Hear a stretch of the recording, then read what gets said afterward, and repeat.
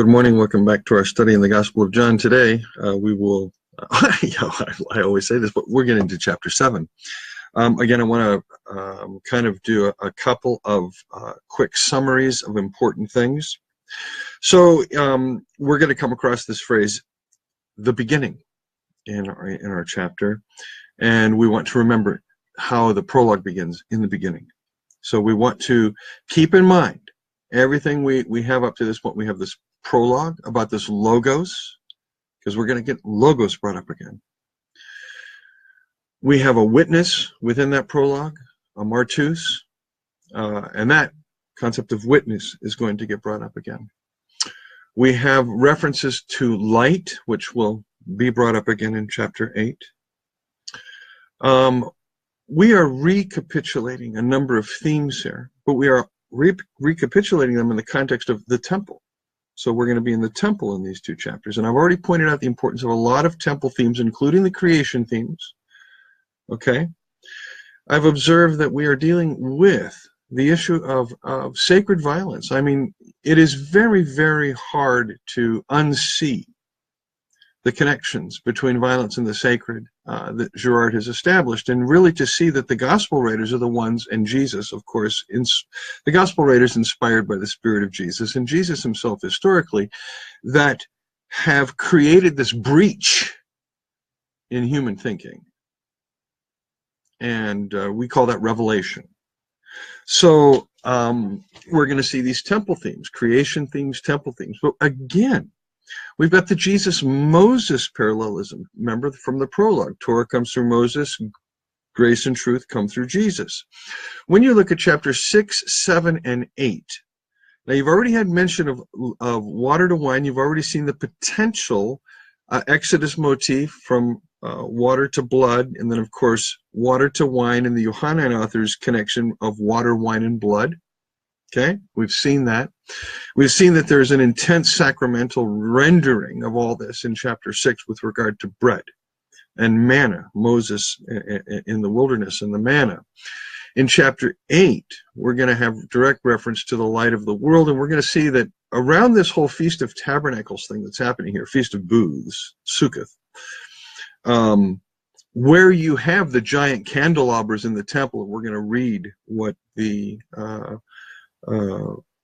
rabbis say about these candelabras being able to light up the whole city of Jerusalem. We're going to talk about the water motifs of John 7:37 to 39. So if you've read the Jesus-driven life, you're going to have a kind of a repeat here of that little piece. But we're also, you've got, again, manna, bread of life. You've got Shekinah glory, light of the world. But in John 7, you're going to have the living rock, the water from the rock that gets struck, and we're going to see how that motif plays in. So you've got this Jesus-Moses parallelism, creation themes, temple themes, issues related to sacred violence.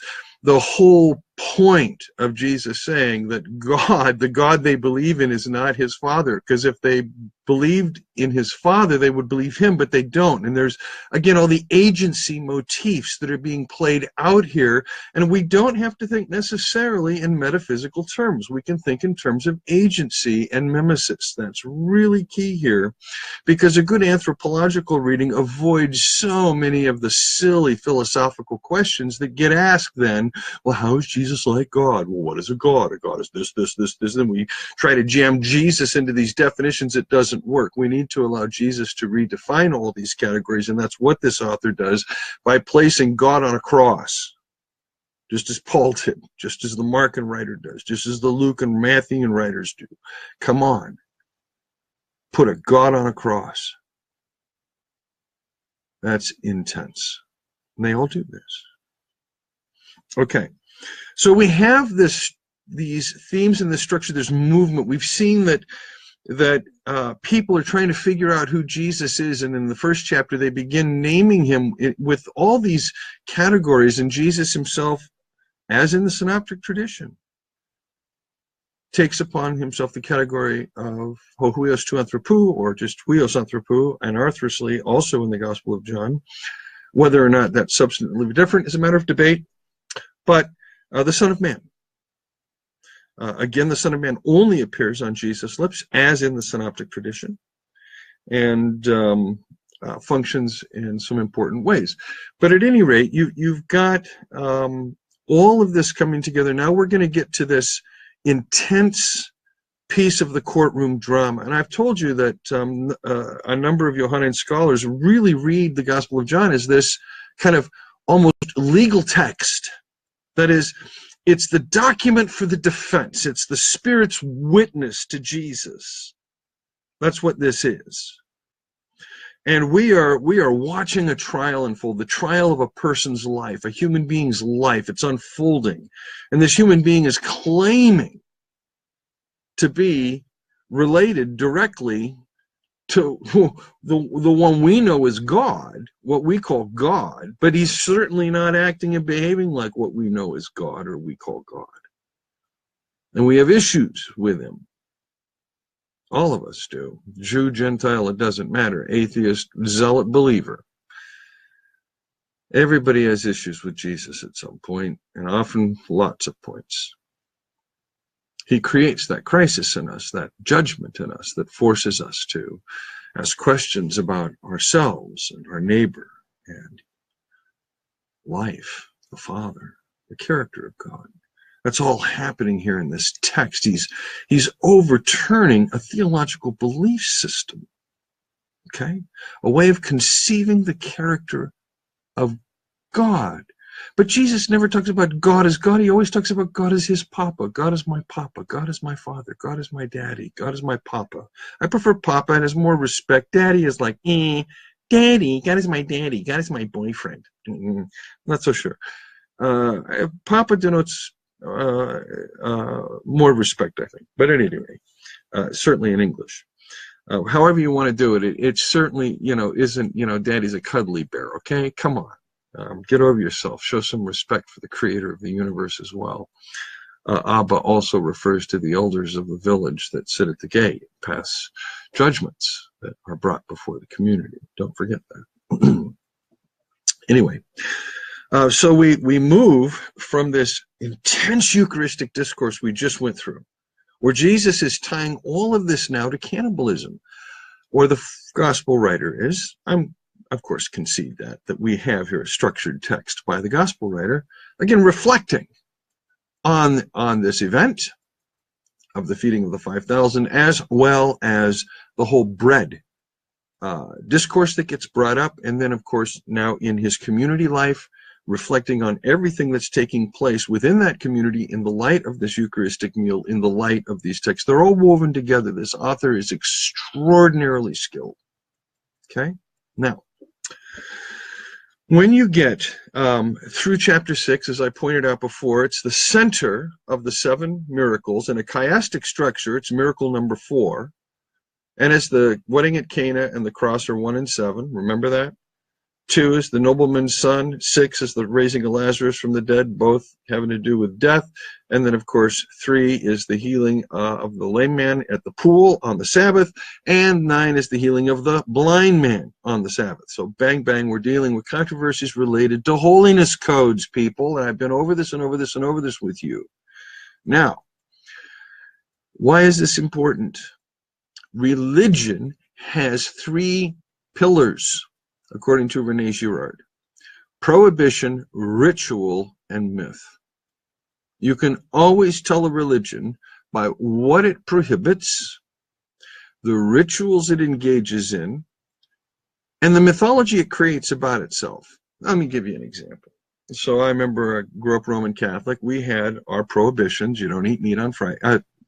Eat meat on Friday. That's an example. We had our rituals. You go to confession every Saturday. You go to Mass every Sunday. We had our myth. We were the true church. And there were, as I grew up Catholic, of course, I knew there were like other kind of churches, but I didn't know anything about them. I didn't know about Protestantism. I just knew there were these like weird churches. Didn't know anything about them. Grew up thinking we were, Catholic was it. But when I became Baptist, well, I got new prohibitions. We don't drink alcohol. We don't have sex before marriage, yada, yada, yada. We have rituals we engage in. We come to church every Sunday. We come to church every Sunday night. We go to church every Wednesday night. We join the choir. We join the band. We do our daily devotions every day. We read our Bible every day. We pray every day. We get all kinds of rituals. If you're a Protestant, holy cow, man, they over-ritualize your life. And then they commercialize all those rituals in Bible bookstores, and pretty soon you filled your home and your ears and your eyes with everything Christianese, and you're just a Christian consumer. Holy cow, forget about it. Alrighty then. So moving on. Then there's myth. Then the Baptists had this great myth, man. They were part of this, little dissenting stream all through the history of the church, and they traced themselves back. They'd kind of bounce back, through Finney, and then to Calvin, Wesley, and Calvin and Luther, and they'd bounce back to Huss, and then blam, all the way back to Augustine, as though nothing happened between Augustine and Huss, kind of thing, and of course back to Paul and blah blah blah. That was their myth. Religion as prohibition, ritual, and myth. And Jesus is going to run into trouble at every point. He's already challenged the major center of ritual in John 2, at the beginning of his ministry, in this prophetic acting in the temple, that is going to interestingly enough, create now these scenarios around whose authority. By whose authority are you doing these things all through this gospel? Whose authority? Who gave you the right to come in and disturb our religion? Jesus does the same thing today in Christendom. Don't you think for a moment that this is a Christian reading that's anti-Judaic. Jesus as a Jew was not anti-Judaic. Jesus really did seek the healing of his people. You must never forget that. Christian supersessionist readings of a text like this are going to tend to be anti-Semitic. We don't want to do that. That's key. What we have to recognize is that the same Jesus that is in this text historically and in the life of this community as a lived community in the spirit of Jesus is also with us and challenges our religion at every turn.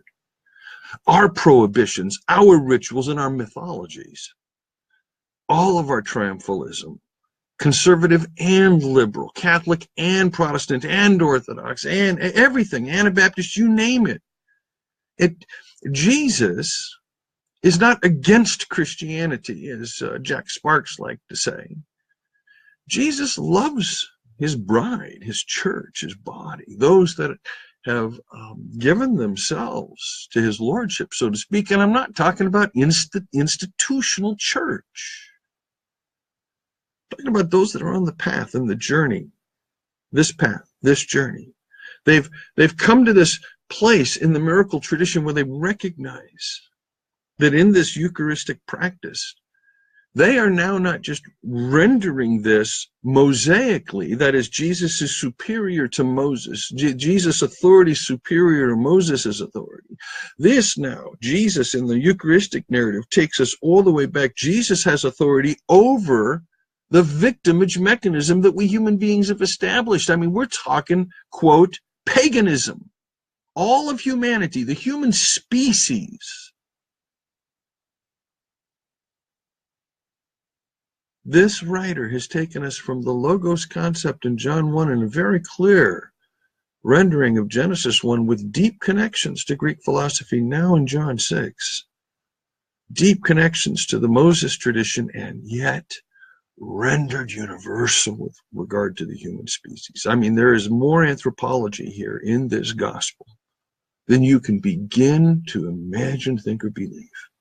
It's exposing everything about us. Now, in this trial, you see, Jesus is exposing these things, and his interlocutors, who, as I pointed out, David Bentley Hart renders hoi Judaioi as the Judeans. We really do need to be careful when we see the phrase the Jews, like I'm about to read in the New International Version, we are reading the Judeans. We're talking about a specific type of authority. Okay? Because we're going to see that authority manifest itself within the Pharisaic group that's engaged in the temple. Not necessarily the Sanhedrin at this point, but certainly enough Pharisees, religious authorities like Nicodemus, who's going to come back into play here. So here we are now. We've turned a corner. and we are about to come to a courtroom scene that is, if you have opportunity ever to pick up Joanne Brandt's commentary on the Gospel of John, it's a rather wonderful, remarkable literary commentary on this gospel. I really have enjoyed her work, and I'm going to use it today again,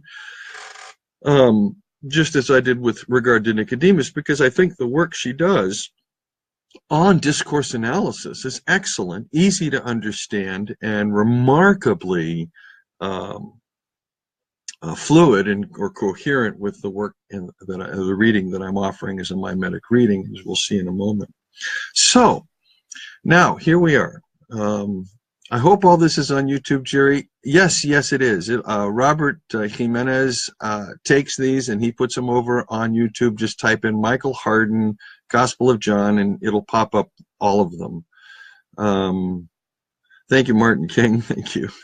Hi, Michelle. Hey, nice to see you. I think about you a lot in some of those tough situations you're going through. So, yeah, all the best. John, hi. Dan Hinkle, you should give me a buzz. We need to get together, buddy.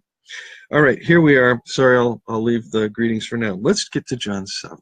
Shall we? So I have your Bibles, right? I'm looking at the New International Version, and so we've come off this Eucharistic narrative, this cannibalistic narrative. We've whittled it down from 5,000 to some crowds to some interlocutors to just the 12, and Jesus goes, even one of you is a devil, you know. I mean, it's as though whatever Jesus is doing and saying and showing and revealing here, it just, the masses flee. And this is, you got to get this. The true gospel will never, ever, ever, ever be massive. Okay? It can't be. It's yeast, people. It's not dough. It's yeast. Okay? Man, straight is the gate, narrow is the way, and it has nothing to do with whether you're going to burn in hell or not. It has to do with listening to the Father. Jesus is the whole point of this gospel here. And Jesus is going, I'm the one that listens to the Father. We're going to see this. It's beautiful. Let's get into this.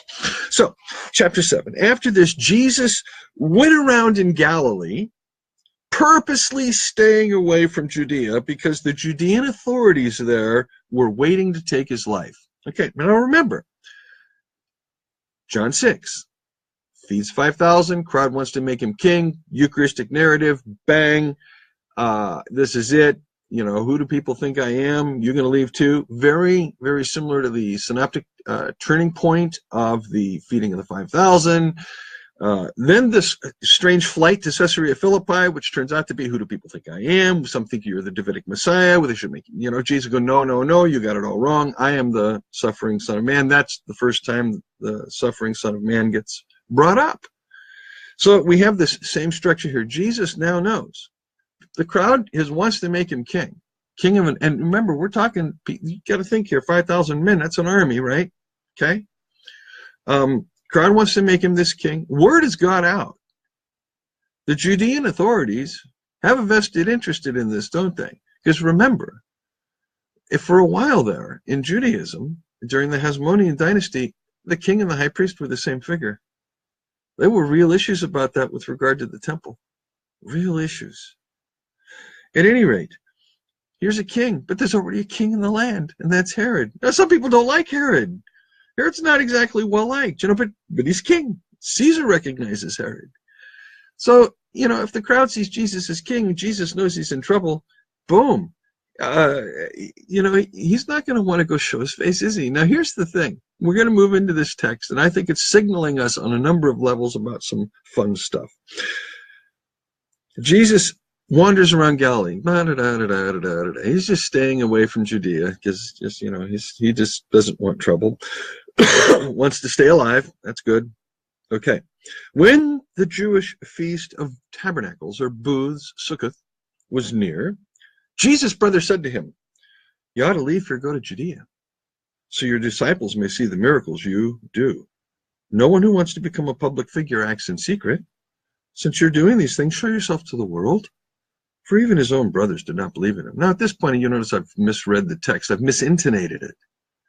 I started reading this text like they're being kind and nice. No, the author gives you a signal in that last verse, in verse 5. For even his own brothers did not believe in him. We are dealing here with sarcasm. Okay? We need to read it that way. When the Jewish feast of tabernacles was near, Jesus' brothers said to him, man, yeah, leave her, dude. Go to Judea. See your disciples. You got disciples in Judea, buddy. Go see your disciples there. Do all those miracles there. Yeah, do them publicly. Do them openly. Go ahead. You get yourself killed. Go ahead. We dare you to do it. We really dare you. They didn't believe in him. Now, that's a bit of a paraphrase here of what's happening, but it's the term parousia. Again, I'm taking some of this information from Joanne Brandt's fine book, commentary. The term parousia, openly, boldly, has to do with frankness and candor. Just say it. Say it. Say I'm God. Say it. Do it. Do it in front of the people. Blaspheme. It's a temptation. Okay? It's a test, in a sense. And I find it also interesting here in verse 2 that the sarcasm is directed to Jesus' disciples in Judea, almost in a derogatory manner. Okay? Because remember, Jesus is wandering around Galilee. Who's going to be wandering with him? The 12. Right? They're not down there in Judea doing something. They're not from there. They're from up north. So they're hanging out with Jesus. One moment. All right. So Jesus, there's this feast coming up. It's one of the 3 big feasts. Passover, Day of Atonement, Tabernacles. Says you gotta go down to this feast. You gotta show all these signs. Jesus says the right time for me has not yet come. Now we've already established the term hour, ora, and time, kairos. They refer to the hour, the time, the event of the cross. Okay? In the Gospel of John, that's what they refer to. The right time has not yet come for me, or my hour has not yet come in other places in the Gospel. For you, any time is right. Any time is right for what? If my time refers to Jesus' death, what is he saying? For you, any time is right. Death is right any time. The world cannot hate you.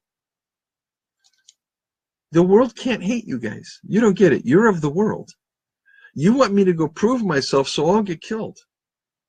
That is, your time is always about death. That's all you're about. This is not my time. And the world can't hate you because, like, you're right there with them. You're right there with these interlocutors. You're going to be right there in the same place as the Pharisees later in the chapter. That's where you're at. The world can't hate you, but it hates me.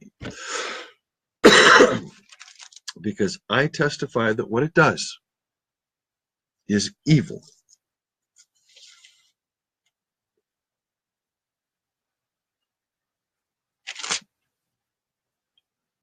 You go to the feast.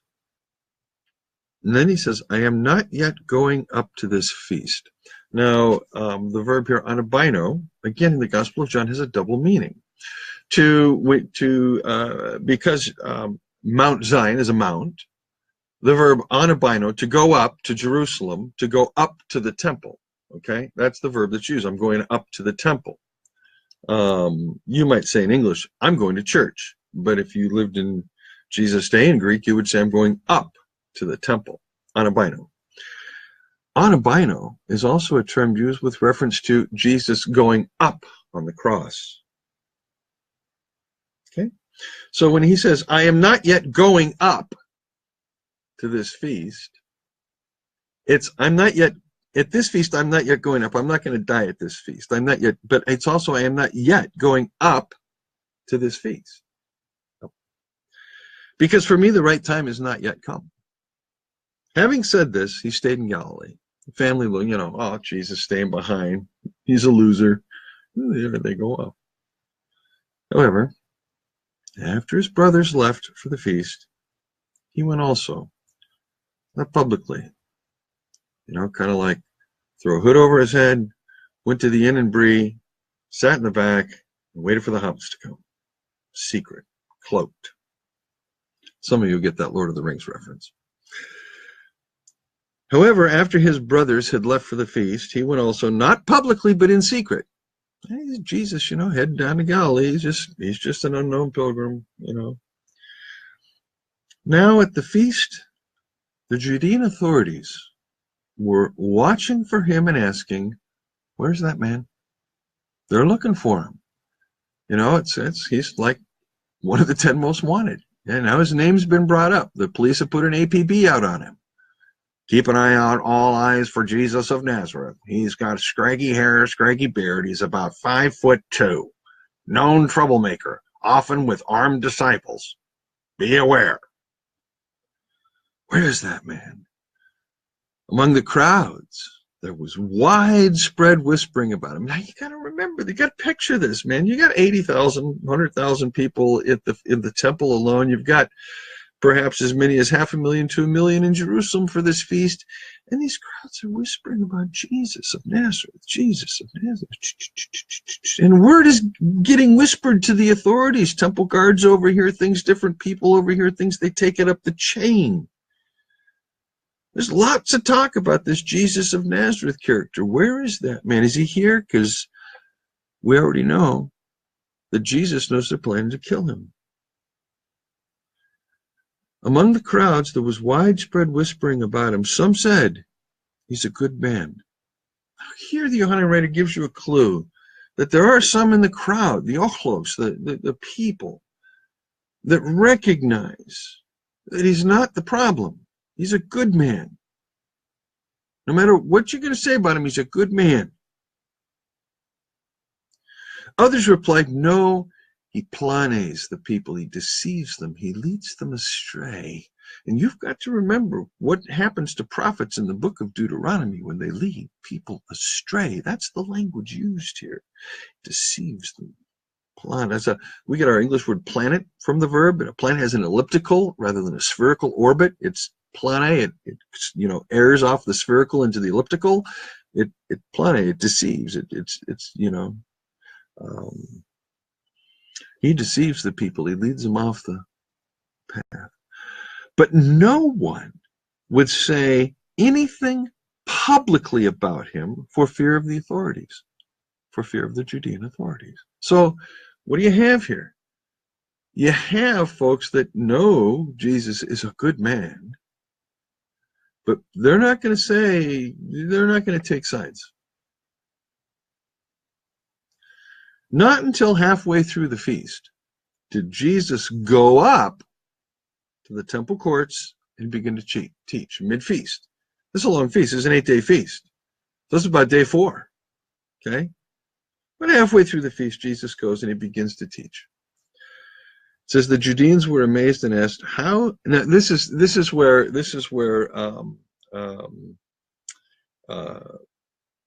we want to take advantage of Joanne Brandt's work, because what's going to happen now is you're going to get into this pattern of question and answer, okay? And you're going to get into rebuttal and sarcasm, threat. There's just a lot of stuff that's going to be happening here, but this is, as it were, a piece of the courtroom drama opened up, okay? And so one of the things that was helpful in working through this text, again, was noting what Professor Brandt says about agon. Now, an agon is a literary type, okay? Yes, we get the word agony. Yeah, okay.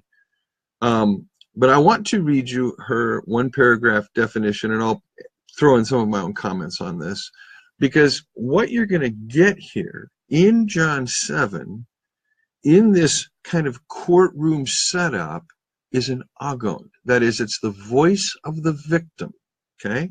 Very, very important here. Now, here's what she says. Greco-Roman epics, tragedies, and histories frequently include an agon, a debate that imitates the standard oratorical and rhetorical features of the debates heard in courtrooms and political assemblies. So there's a form to debating. You learn that if you're in debate class in high school. You've got your affirmative, you've got your negative, you've got how to put together an argument. You learn all of this. If you've been in court, you know that there's a structure and a format to the way the whole thing works.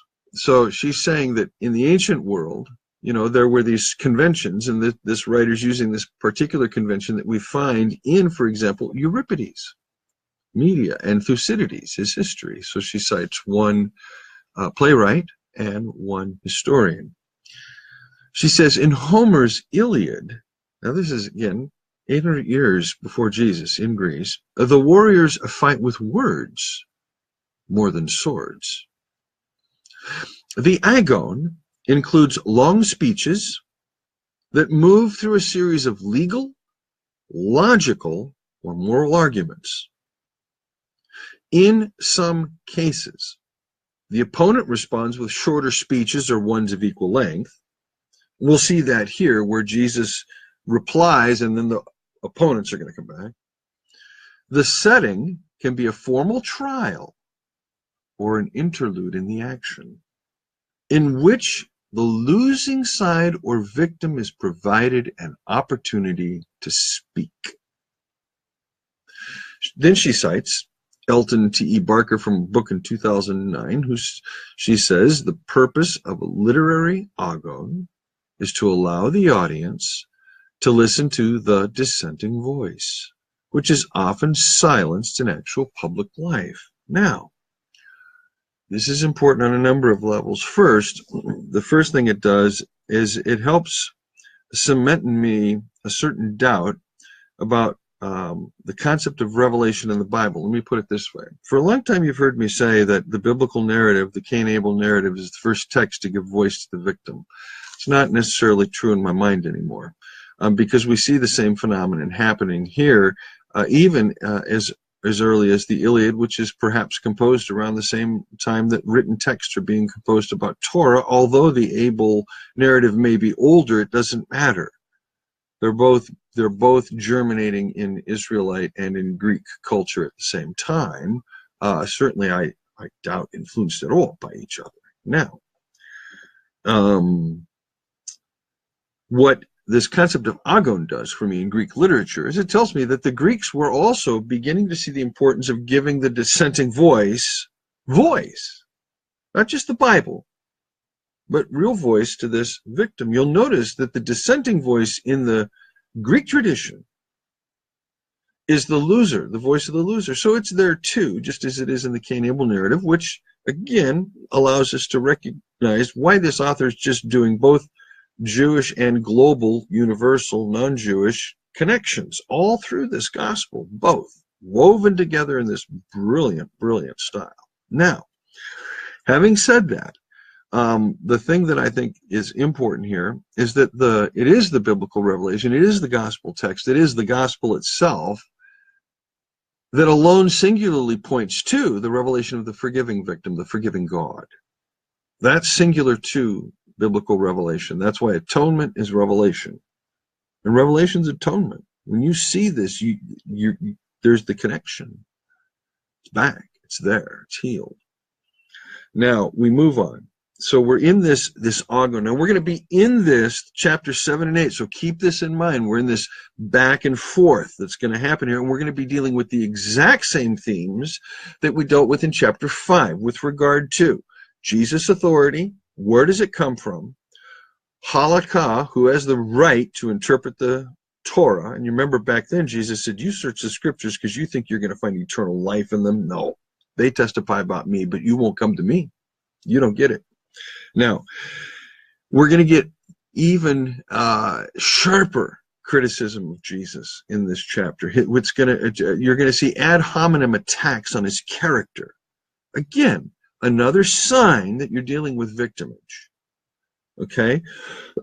Character attacks, getting public perception turned because of character attacks rather than facts, is a primary way that we see propaganda being used to frame or create in this sense, victims. Now, how did this man get such learning without having studied? This is their first question. This is their first question. All knowledge in the ancient world is filtered through authorities. You can see this in the Mishnah if you go to Aboth 1:1, where it talks about the fathers, Hillel and Shammai. But it begins going back from Moses to Ezra, to the men of the great synagogue, to these pairs, these 5 zizigis of rabbis, culminating in Hillel and Shammai, and then to the Amoraic rabbis. Well, gosh, you've got this chain, don't you? You see the same thing in Greek philosophy. Plato is a student of Socrates. Aristotle is a student of Plato. Bada, bada, bada, boom. You see the same thing today. Who'd you study under? Who was your doctoral advisor? Where'd you go to university? Who's influenced you? How many footnotes can you write in a minute? You get this today. Where that is, what are your reference points? Well, who's your authority? Where's your authority come from? That's why people love. It's so funny to watch Christians. They quote N.T. Wright. N.T. Wright's my authority. N.T. Wright says it. N.T. Wright says it. It's my authority. It's like, yeah, but if Tom ever listens to this, love your work, buddy. But Doug Campbell did supersede it. At any rate, here we go.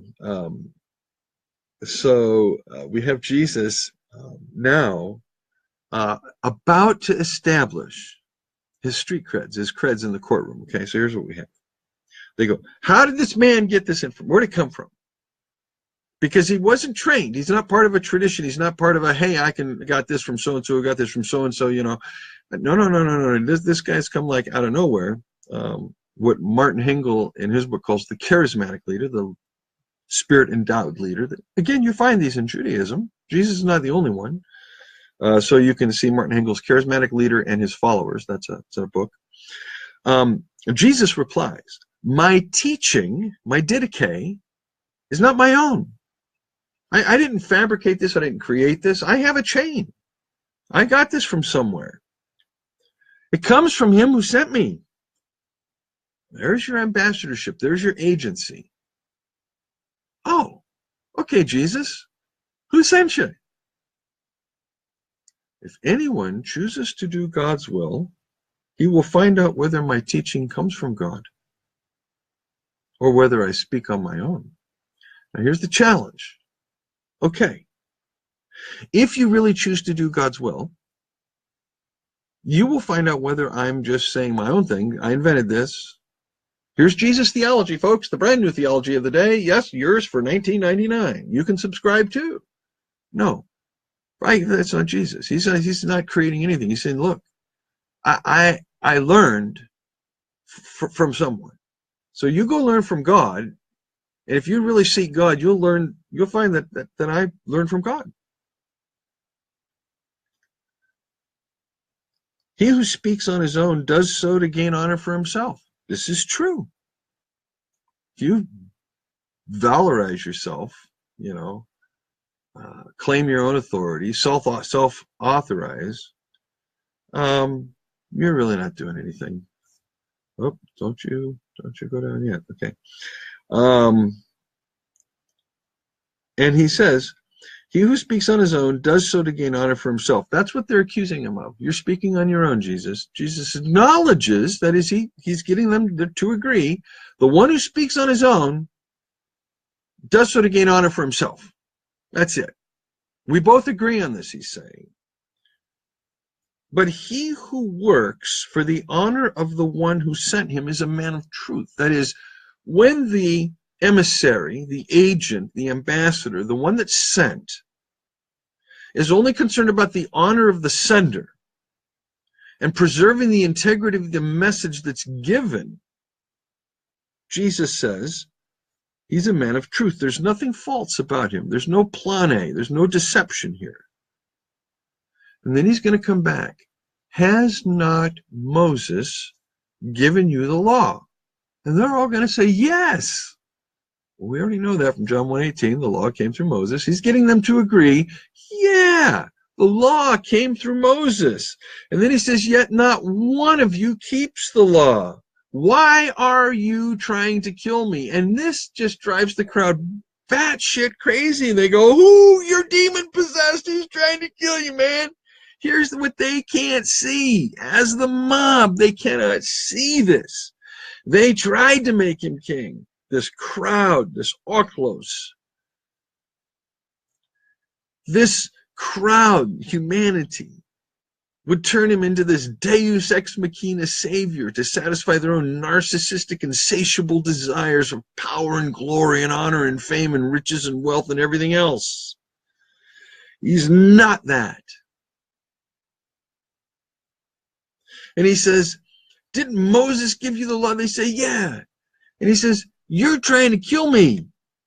And if you do that, that makes you a lawbreaker. And if Moses gave you the law, you're violating the law. So why are you accusing me of violating the law on the Sabbath for healing a person when you are doing the greater violation by seeking to kill me?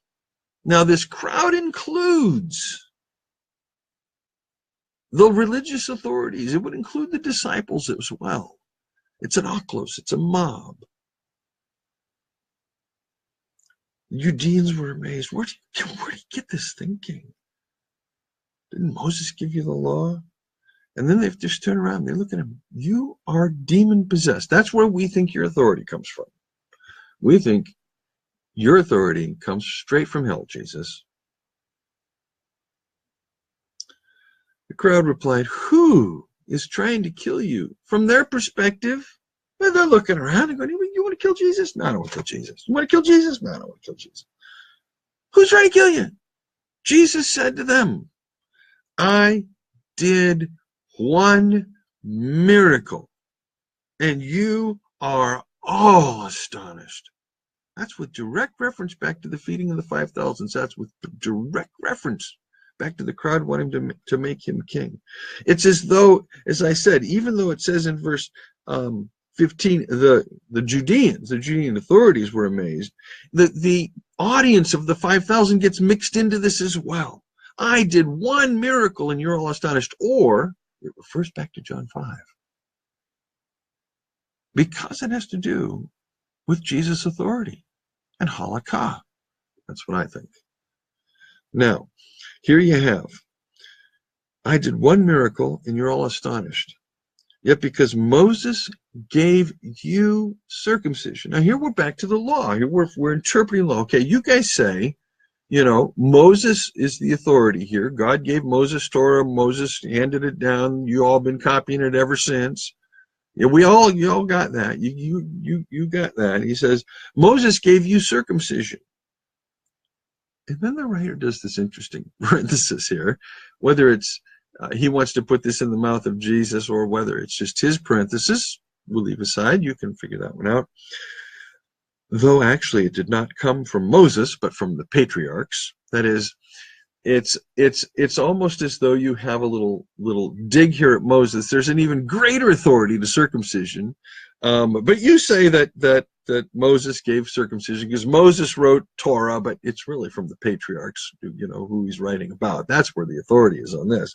He says, although it actually did come from Moses, but from the patriarchs, Moses gave you circumcision. You circumcise a child on the Sabbath.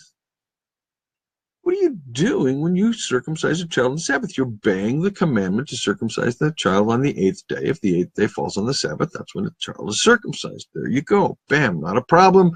Because God commanded it, that command supersedes the Sabbath command, and it can be done. Now, when he moves on to say, if a child can be circumcised on the Sabbath so that the law of Moses may not be broken, if you're going to allow for this, you're going to say, well, the Sabbath is a Sabbath, and here's how we're defining work, but circumcision is allowed because it's commanded, so therefore it kind of supersedes that Sabbath regulation and all these things that we think belong to it. If you're going to allow that, why are you angry at me for healing the whole person on the Sabbath. What is it circumcision does? Makes the person a member of the Jewish community, doesn't it? Here, Jesus is saying, I've not only taken this person and done better than you just by circumcising someone and they're a member of the community. Now I've turned him whole so that he can participate into the community. He doesn't have to sit by a pool like he did for 38 years. He gets to be a member of the human race. So why? Do you have a problem with that? Why do you have a problem with that? So stop judging on the surface, which is what they're doing. He says, make a right judgment. We're in a courtroom. We're already seeing that the witnesses are making false judgments. They've now made an ad hominem attack. You are demon-possessed, buddy. You're just, man, I'll tell you what. And Jesus fights back against that accusation. He's very, very clear that that his authority is not from the demonic or the dark side. It's from the light. It's from the Father. Now, at that point, some of the Jerusalemites. Now we have this conversation taking place in the city. Who some of these Jerusalemites are, we don't know. But some of the people of Jerusalem begin to ask, as they're in the temple still, they're local, isn't this the man they're trying to kill? Now, isn't this interesting? How do they know that somebody's out to kill Jesus? Is it because Jesus said somebody's out to kill him? Well, you know, they haven't heard this. Jesus said that to his brother. So there's a plot afoot already. There's word been put out. And the locals know this word. And that's this Jesus of Nazareth is going down. Isn't this the man they're trying to kill? Isn't this the man they got to get rid of? Here he is speaking with parrhesia, openness, boldness, candor, frankness, just saying what it is. Now, at this point, I want to read to you about parrhesia. Again, this comes from Joanne Brandt. She has these wonderful little sidebars. There are really excellent. I can't recommend this commentary enough. It's great to have along with some of the historical critical commentaries and some of the great commentaries on the Gospel of John. Anyway, parrhesia. Remember when his brothers say, you need to go speak in Jerusalem with openness, candor, frankness, parrhesia, openly. Go openly here. And then it says, the crowd, here he is speaking with parrhesia, just saying it like it is. Okay. Later in the upper room discourse, Jesus says, I'm not going to speak to you anymore in parables, but with parrhesia. I'm going to be frank with you. Here it is. Here he is speaking with parrhesia, and they are not saying a word to him. Isn't this the man they're trying to kill? Here he is speaking with parrhesia, and they are not saying a word to him. Joanne Brandt.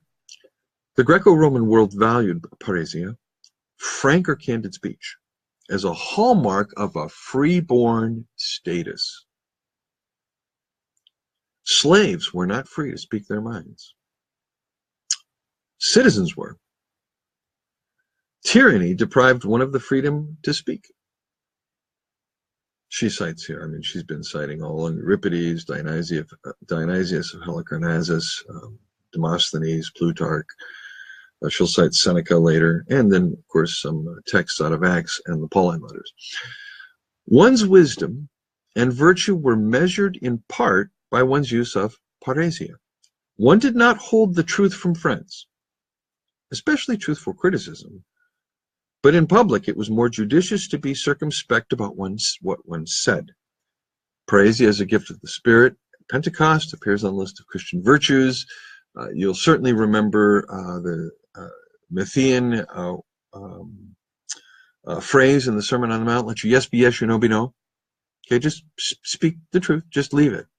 Speak truthfully, candidly, bang, this is it. This is what the brothers are saying to Jesus. You go to Jerusalem, you just speak the truth, tell them the truth. Now here's the crowd going, isn't this the man they're trying to kill? Here he is speaking the truth, and no one's questioning it. Does this mean the authorities have concluded he's the Messiah? Maybe the crowd trusts the wrong impression because nobody's challenging Jesus. He's there. They think this is the one they just the plot against. He's speaking with absolute candor about, who his father is and who he's bearing witness to and where his honor comes from and all of this. And he's questioned their whole interpretation of Torah again, just like he does in John 5. And the crowd misunderstand him, and they say, but we know where this man is from. We know where he's from, and when the Christ comes, no one will know where he's from. But we know where he's from, but the Messiah, we won't know where he's from. And they think they've got it all figured out, but they really don't know where he is from. Even though he's been telling them where he's from, they're going, we know he's from Galilee, or we know he's from Bethlehem, or we know he's from Joseph and Mary. And Jesus is going, you don't know where I'm from. I'm from outside of your frame of reference. That's for sure. We know where this man is from. When the Christ comes, no one will know where he's from. And Jesus still teaching in the temple courts. It's this big temple, remember? Eighth wonder of the world and all that. I mean, it's big as 3 football stadiums long, all right? It's huge. It's massive. It's great. It's gilded and gold and colonnades and pillars and columns and marketplaces, and who knows, they might have even had a Ferris wheel. Jesus teaching in the temple courts cries out, yes, you know me, and you know where I am from. Here's your double meaning. Come on. I am not here on my own, but he who sent me is true. Now he's taking them from where they think they know he's from to where he's really from. I've been sent. This language of sending is both Johannine and Pauline. God sent his son. In both Paul and John, there is a mission of the Father as there is a mission of the Son, as there's going to be a mission of the Spirit. I am not here on my own. He who sent me is true, not false, true. You do not know him. You don't know the one who's true. Why? Well, as we're going to see in the next chapters, because they got a different father. Their father is the Diabolos. So they don't know Jesus' Father. Jesus knows him because he's from him and he sent me. That is, that Jesus is saying, look, I know who I am. I know where I'm from. I know what I got. It's all good. At this, they tried to seize him. But no one laid a hand on him because his time had not yet come. He's able to get out of this. There's a shamanic interpretation I'd love to give here, but I won't do it right now. Because obviously you got the great empirical, liberal, historical, critical, logical, rational, scientific reading going, well, this is really just myth. He just kind of, the Johannine author wants us to believe that Jesus somehow docetically simply slipped through the crowds magically. No, they have never ever been in the wilderness. They have never done the exercises that one has to do for decades to learn about invisibility. They're getting through crowds by diminishing presence and all of this. They're clueless about that, so they think that they've got to explain it within their little worldview. At any rate, still many in the crowd put their faith in him. Now we've got this repetition. Remember from before, it said many in the crowd believed. Now again, many in the crowd put their faith in him. They said, when the Christ comes, will he do more miraculous samia than this man? This guy's done it all. Top-notch miracles, top-shelf miracles, man, water to wine, healing a nobleman's son from near death. He's healed a man that's laid in a place for 38 years. He's fed 5,000 people. I mean, we've seen other signs too. We've seen other ones. Remember, it's in Jerusalem, especially in John 2 and 4, he does these signs. The Pharisees heard the crowd whispering such things about him. Now again, you got to put yourself back in the temple. You're with little groups of people. They see Jesus. They hear about him. They're talking about him. They're talking about Jesus of Nazareth. The one who did these incredible signs. Is this the guy? Is this the time? Are we here? What do we think about? He's a good man. They're whispering.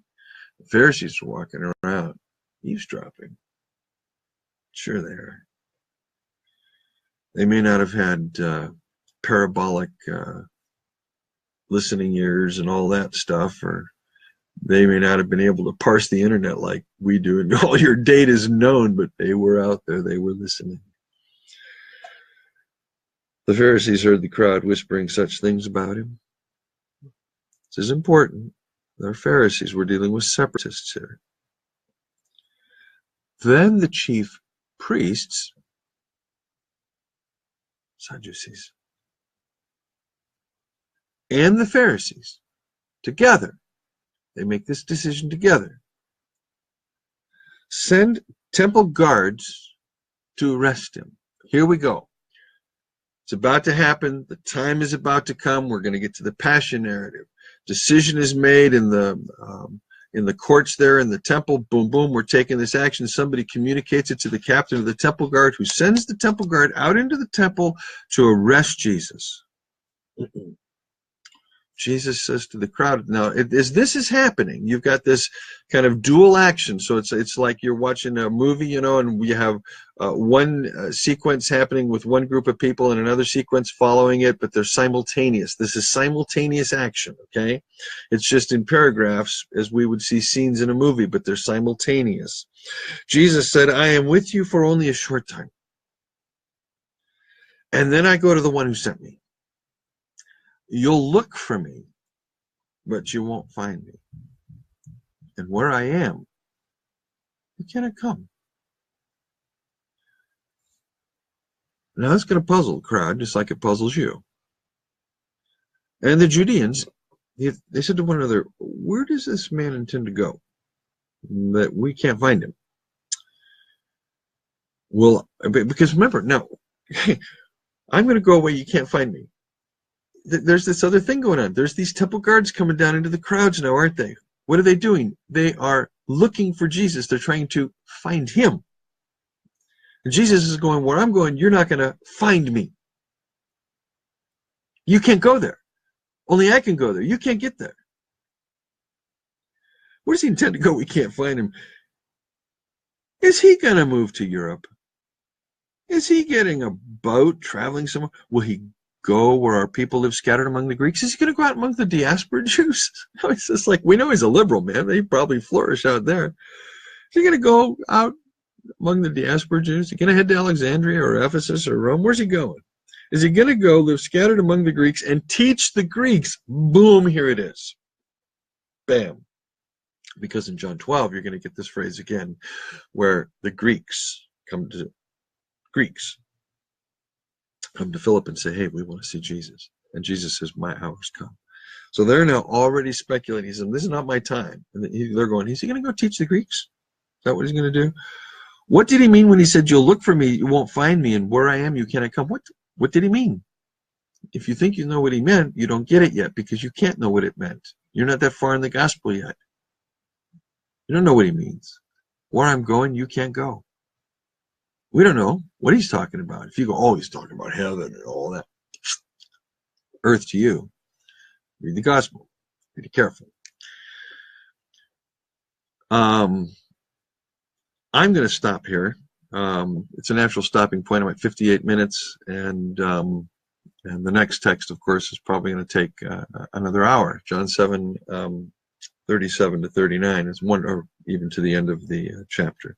So let me say thanks to everybody that joined. Hey, Ron, say hi to Linda. Nate, hi. Hey, Rob Grayson, good to see you, dude. Lisa, Rick again. Paul Holgate from York, dude. Missed that city. Yeah. All right, man. Love you too, bro. Peace and love, everybody. Hope you're enjoying these studies on the Gospel of John. Again, a reading done through multiple lenses: mimetic theoretical, historical critical, literary rhetorical, and theological, that uses multiple lenses, but sees this one major theme, right? This one major theme. Brandt's book is titled just John. Let's see if I can get to the table of contents. That's not helpful. There we go. What is it called? It's called John by Joanne Brandt Baker Academic, 2011. So Joanne Brandt, B-R-A-N-T, Baker Academic, 2011. Excellent book. Look forward to seeing you next time. Later on this week, we'll certainly talk about water, spirit, and blood. All right, man. Peace and love. Have yourself a great day.